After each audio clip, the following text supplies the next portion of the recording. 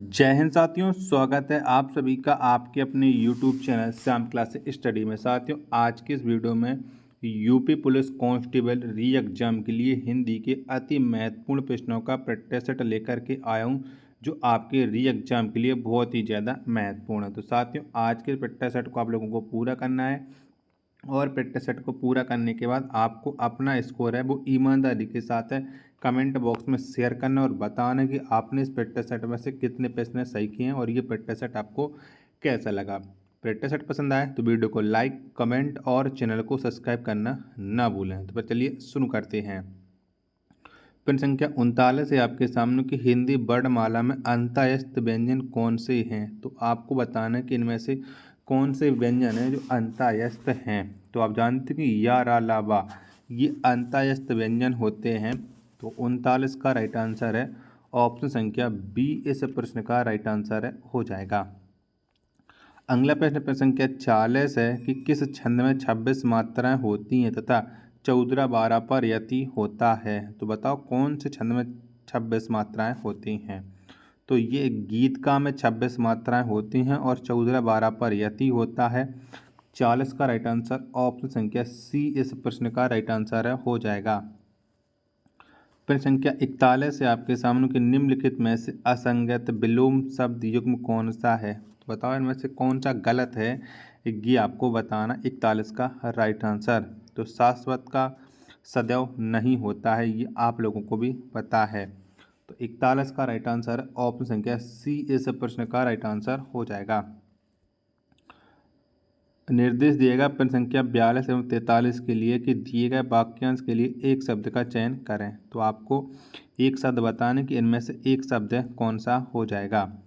जो अपने स्थान या स्थिति से अलग न किया जा सके उसके लिए एक शब्द क्या हो जाएगा। तो अच्युत, उसके लिए एक शब्द क्या हो जाएगा, अच्युत। 42 का राइट आंसर है वो ऑप्शन संख्या ए इस प्रश्न का राइट आंसर हो जाएगा। प्रश्न संख्या 43 है आपके सामने की जीने की इच्छा। तो क्या कहते हैं जीने की इच्छा को। तो हम इसे कहते हैं जिजीबीसा। क्या जिजीबीसा। 43 का जो राइट आंसर है वो ऑप्शन संख्या बी इस प्रश्न का राइट आंसर हो जाएगा। प्रश्न संख्या 44 है आपके सामने की सख्यागमन का सही संधि विच्छेद है। तो किसका सही संधि विच्छेद क्या हो जाएगा। तो इसका जो सही संधि विच्छेद होगा वो हो जाएगा सखी प्लस आगमन बराबर सख्यागमन, यानी 44 का राइट आंसर है ऑप्शन संख्या ए इस प्रश्न का राइट आंसर हो जाएगा। नेक्स्ट प्रश्न संख्या 45 है आपके सामने कि जब किसी सामान्य बात का विशेष बात से तथा विशेष बात का सामान्य बात से समर्थन किया जाए वहाँ कौन सा अलंकार होता है। तो वहाँ पर कौन सा अलंकार होता है। तो आप जानते हैं वहाँ पर होता है अंतर्न्यास अलंकार, यानी 45 का राइट आंसर है ऑप्शन संख्या सी इस प्रश्न का राइट आंसर हो जाएगा। प्रश्न संख्या 46 है आपके सामने कि अशुद्ध वाक्य का चयन करें। तो इनमें से आपको गलत बताना है कि इनमें से कौन सा वाक्य है जो गलत है। प्रश्न संख्या 46 में तो माता पिता पूजनीय हैं, ये एक गलत वाक्य है क्योंकि इसमें जो पूजनीय की वर्तनी है वो गलत लिखी है। ठीक है, तो 46 का राइट आंसर है ऑप्शन संख्या बी इस प्रश्न का राइट आंसर हो जाएगा। प्रश्न संख्या 47 से आपके सामने छायादार शब्द किसका उदाहरण है। तो ये किसका उदाहरण है छायादार शब्द। तो ये एक संकर शब्द है। कैसा है, ये एक संकर शब्द है। 47 का राइट आंसर है ऑप्शन संख्या डी इस प्रश्न का राइट आंसर हो जाएगा। प्रश्न संख्या 48 है आपके सामने कि निम्नलिखित में से किस विकल्प में सभी शब्द भाववाचक संज्ञा शब्द हैं। तो कौन से भाववाचक संज्ञा शब्द हैं ये आपको बताना है। 48 का राइट आंसर तो रसीला, कड़वाहट, बुढ़ापा, उन्नति ये सभी शब्द हैं वो भाववाचक संज्ञा के अंतर्गत आते हैं। तो 48 का राइट आंसर है ऑप्शन संख्या सी इस प्रश्न का राइट आंसर हो जाएगा। चलिए अगला प्रश्न संख्या 49 है आपके सामने की नीचे लोकोक्तियाँ और उनके अर्थ दिए गए हैं, इनमें गलत अर्थ वाले लोकोक्ति का चयन कीजिए। तो इनमें से एक का गलत है वो आपको बताना है कि 49 का राइट आंसर क्या हो जाएगा। तो आगे नात न पीछे पका बंधहीन बिल्कुल सही है। 3 13 होना संगठित होना नहीं होता है, 3 13 मतलब असंगठित होना चाहिए था। ठीक है, तो यही राइट आंसर हो जाएगा। बी वाले जो लोकोक्ति है वो गलत है, ऑप्शन संख्या बी इस प्रश्न का राइट आंसर हो जाएगा। प्रश्न संख्या 50 है आपके सामने, गूलर का फूल होना मुहावरे का सही अर्थ है। तो बताओ इस मुहावरे का सही अर्थ क्या हो जाएगा, गूलर का फूल होना। तो दुर्लभ वस्तु, क्या दुर्लभ वस्तु 50 का राइट आंसर है ऑप्शन संख्या सी इस प्रश्न का राइट आंसर है हो जाएगा। नेक्स्ट प्रश्न संख्या 51 है कि मैंने राधा के लिए कपड़े खरीदे, इस वाक्य में कारक का प्रकार बताइए। तो इसमें से कौन सा कारक है ये आपको बताना है। तो इसमें जो कारक है वो है संप्रदान कारक। 51 का राइट आंसर ऑप्शन संख्या सी इस प्रश्न का राइट आंसर है हो जाएगा। साथियों अगर आपको ये वीडियो पसंद आ रही है तो प्लीज़ वीडियो को एक बार लाइक आप लोग ज़रूर कर दीजिएगा, और चैनल को आप लोगों ने अभी तक सब्सक्राइब नहीं किया होगा तो प्लीज़ चैनल को ज़रूर सब्सक्राइब कीजिएगा। चलिए अगला प्रश्न संख्या 52 है कि किस भाव की परिपक्व अवस्था को रस कहा जाता है। तो किसे रस कहा जाता है, 52 का राइट आंसर। तो ये स्थायी भाव को रस कहा जाता है, ऑप्शन संख्या डी इस प्रश्न का राइट आंसर है हो जाएगा। प्रश्न संख्या 53 है आपके सामने कि तिरंगा में कौन सा समास है। तो बताओ कौन सा समास है तिरंगा शब्द में। तो ये एक द्विगु समास है, इसमें किसमें द्विगु समास है। 53 का आंसर है ऑप्शन संख्या बी इस प्रश्न का राइट आंसर है हो जाएगा। प्रश्न संख्या 54 है आपके सामने कि अभ्यंतर का सही अर्थ है। तो बताओ इसका अभ्यंतर का अर्थ क्या हो जाएगा। तो किसी वस्तु का भीतरी भाग, ये अभ्यंतर का सही अर्थ होता है। 54 का राइट आंसर है ऑप्शन संख्या डी इस प्रश्न का राइट आंसर है हो जाएगा। प्रश्न संख्या 55 है आपके सामने, किस क्षेत्र की बोली को काशिका कहा जाता है। तो कौन से क्षेत्र की बोली को काशिका कहते हैं। तो ये कहते हैं वाराणसी की बोली को, यानी 55 का राइट आंसर है ऑप्शन संख्या सी इस प्रश्न का राइट आंसर है वो हो जाएगा। नेक्स्ट प्रश्न है आपके सामने प्रश्न संख्या 56 है कि समूहार्थक शब्द को चिन्हित कीजिए। तो इनमें से कौन सा शब्द है जो समूहार्थक है, 56 का राइट आंसर। तो इस्तबक ये एक समूहार्थक शब्द है, 56 का राइट आंसर ऑप्शन संख्या ए इस प्रश्न का राइट आंसर है हो जाएगा। प्रश्न संख्या 57 है आपके सामने कि जूही की कली कविता के कवि कौन हैं। तो कौन है इस कविता के कवि जूही की कली के। तो सूर्यकांत त्रिपाठी निराला है इसके। 57 का राइट आंसर है ऑप्शन संख्या ए इस प्रश्न का राइट आंसर है हो जाएगा।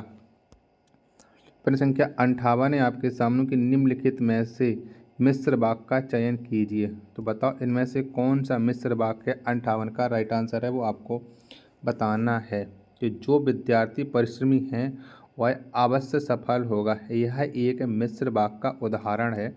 58 का राइट आंसर है ऑप्शन संख्या सी इस प्रश्न का राइट आंसर है वो हो जाएगा। प्रश्न संख्या 59 है आपके सामने कि शब्द युग्म के सही अर्थ भेद का चयन कीजिए। अम्बुज और अम्बोध, तो इसका आपको सही अर्थ बताना है। 59 का राइट आंसर है क्या हो जाएगा। तो अम्बुज का अर्थ होता है कमल और अम्बुद का अर्थ होता है बादल। कमल बादल ये कौन से विकल्प हैं। तो ये हैं 59 के राइट आंसर है ऑप्शन संख्या ए इस प्रश्न का राइट आंसर है हो जाएगा। प्रश्न संख्या 60 है आपके सामने कि दो समानार्थी शब्दों की पुनरुक्ति के बीच में किस विराम चिन्ह का प्रयोग होता है। तो इसमें कौन सा विराम चिन्ह आता है ये आपको बताना है। प्रश्न संख्या 60 का राइट आंसर। तो दो समानार्थी शब्दों की पुनरुक्ति के बीच में जो विराम चिन्ह आता है वो आता है योजक। 60 का राइट आंसर ऑप्शन संख्या सी इस प्रश्न का राइट आंसर है हो जाएगा। नेक्स्ट प्रश्न संख्या 61 है आपके सामने कि पत्थर का पर्यायवाची नहीं है। तो इनमें से एक है जो पत्थर का पर्यायवाची नहीं है, 61 का राइट आंसर।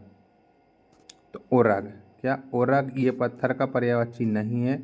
61 का राइट आंसर है ऑप्शन संख्या डी इस प्रश्न का राइट आंसर है हो जाएगा। प्रश्न संख्या 62 है आपके सामने कि इस प्रश्न के पहले और अंतिम भाग को क्रमशः 1 और 6 की संज्ञा दी गई है। इनके बीच में आने वाले अंश को 4 भागों में बांटकर 11 अलावा की संज्ञा दी गई है। ये चारों भाग उचित क्रम में नहीं है। इन चारों भागों को दिए गए विकल्पों में से उचित क्रम में लगाएं ताकि एक सही अर्थ का निर्माण हो सके। तो आपको बताना प्रश्न संख्या 62 का राइट आंसर है क्या हो जाएगा। इनको आपको क्रम से लगाना, पहले आपको 1 और अंत में आपको 6 रखना अनिवार्य है। प्रश्न संख्या 62। तो आप को धोखा, उसके बाद क्या आना चाहिए, आपको धोखा दे सकते हैं पर खुद को नहीं। ये इससे हमें समझ में आ रहा है कि आपको धोखा दे सकते हैं पर खुद को नहीं, यानी ये पहले क्या आएगा,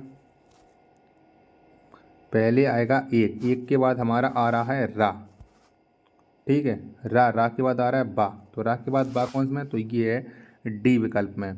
तो आपको धोखा दे सकते हैं पर खुद को नहीं, दे सकते हैं, आपको